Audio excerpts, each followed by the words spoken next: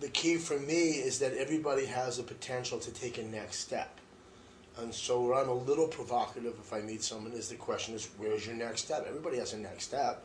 You wake up in the morning, what's your next step? And most people can get to the next step if they're flying high enough. They really can't get to the next step without a mentor or a coach. Unless they're insane.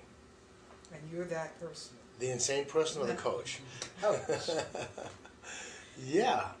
I mean, what I do, I always like to think of myself, I use these terrible dark metaphors, as a consigliere for people who are not in the mob.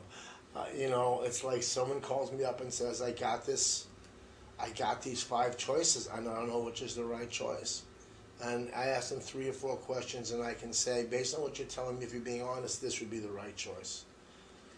So speaking of that, let's just say you had to leave people with something about yourself so that they would know who you are. What would you like to have them see you as or understand you to be? He is a safety net for poor choices. Say more.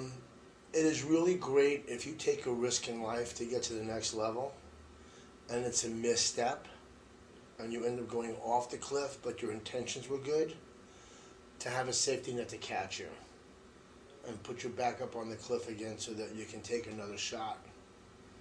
And I always feel that that's what's defined my life, is that there's always been a safety net that's come into play for me.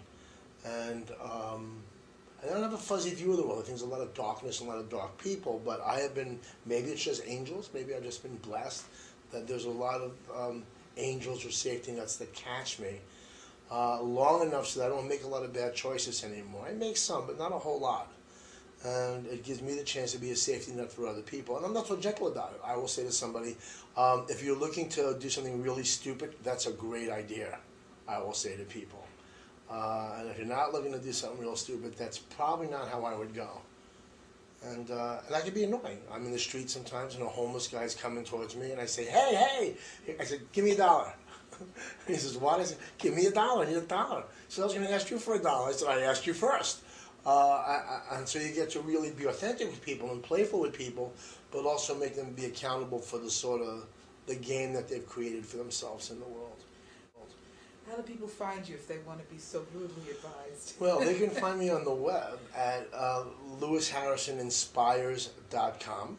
And there's also a website for all of my companies. I have a number of human potential companies, and that is theharrisoncenter.com. It has to be theharrisoncenter.com.